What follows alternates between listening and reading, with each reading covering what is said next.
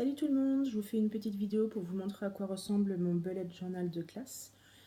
Ce sera plus parlant qu'une succession de photos, donc ça va vous permettre de vous rendre compte à quoi ça ressemble une fois qu'on a imprimé toutes les pages en recto verso, qu'on les a découpées à la moitié, perforées pour pouvoir les mettre dans le clipbook.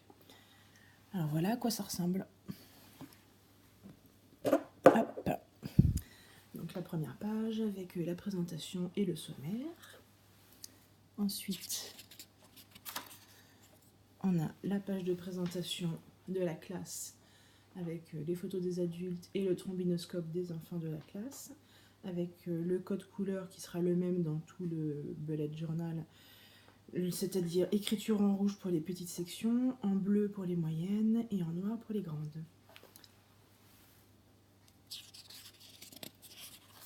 Donc ensuite, j'ai mis quelques explications sur l'organisation de la classe pour un éventuel remplaçant, ainsi que pour la personne qui me complète pour mon carton de décharge de direction.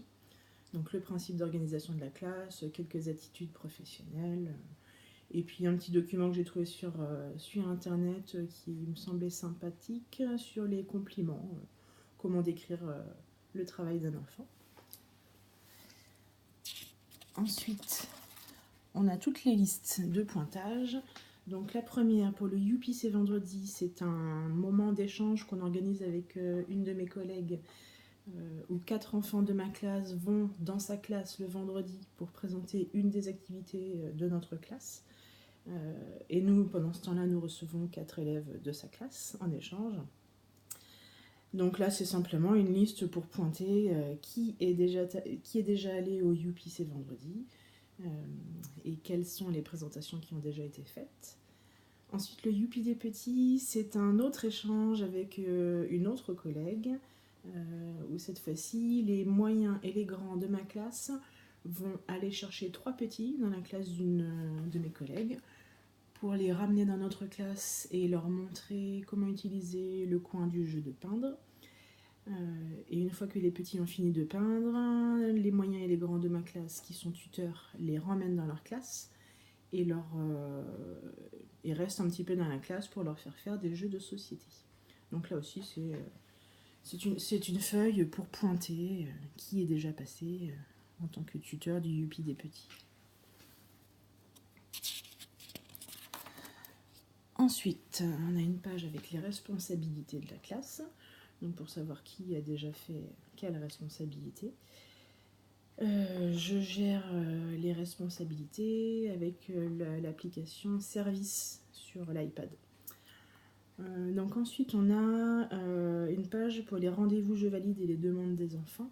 Donc c'est des moments dans la semaine où on se fixe un petit rendez-vous avec chaque enfant et où je les prends individuellement avec la tablette et où on regarde dans je valide quels sont les ateliers qu'ils savent déjà faire. On fait un petit point en fait ensemble sur leur progression dans les ateliers de la classe. C'est aussi un moment de langage avec chaque enfant. Et c'est l'occasion pour eux de me demander une présentation particulière qu'ils auraient envie que je refasse.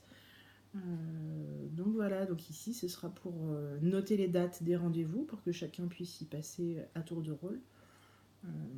Et aussi pour noter les ateliers que les enfants me demandent de leur présenter.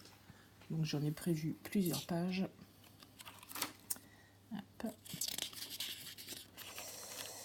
Voilà. Ensuite, une petite page avec les anniversaires de la classe, toujours reprenant le code couleur, ainsi que la liste des recettes, donc 9 recettes puisqu'il y aura 9 ateliers cuisine dans l'année. Donc voilà, on notera, en fait chaque groupe d'enfants choisira parmi la liste des recettes disponibles, laquelle ils ont envie de faire, et donc je les noterai dans la petite case qui est vide juste au-dessus de la date. Voilà.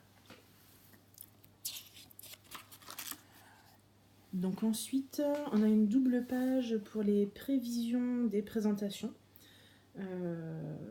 Donc pour chaque enfant, il y a 4 cases. Les 3 premières, c'est moi qui les remplis en fonction de la progression de chacun pour chaque aire d'activité. Et je laisse la dernière case vide, et c'est à cet endroit-là que je vais remplir la case en fonction des demandes des enfants pendant les rendez-vous individuels de Je valide. Donc voilà, donc les 3 premières cases remplies par moi, et la dernière remplie avec la demande de chaque enfant. Donc là, j'en ai imprimé plusieurs. À chaque fois qu'une présentation est faite, on met un petit coup de fluo dessus.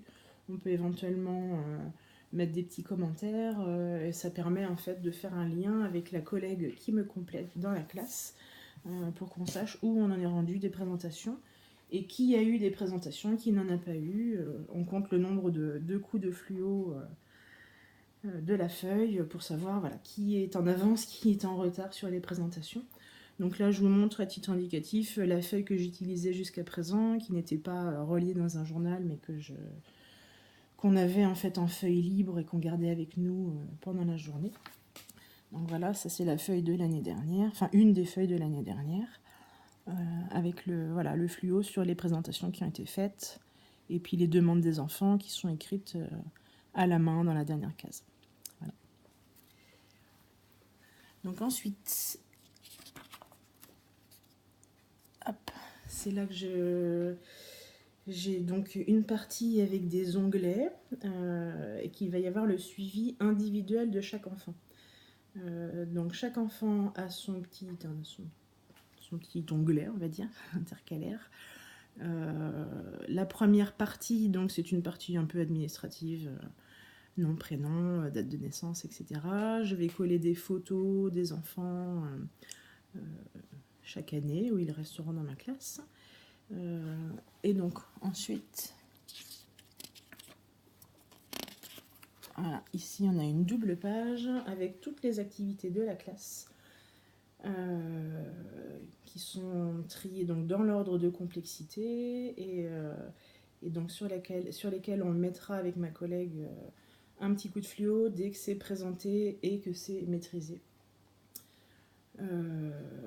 Donc en changeant de couleur chaque année, ce qui me permettra de suivre également l'évolution des enfants et quels sont les ateliers qui ont été faits sur les années qu'ils ont passé dans la classe.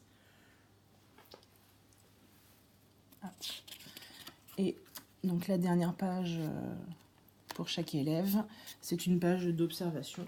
Voilà, dès que j'aurai des choses à noter, et éventuellement je pourrais rajouter des pages d'observation si jamais j'arrive au bout de cette feuille là. Et voilà.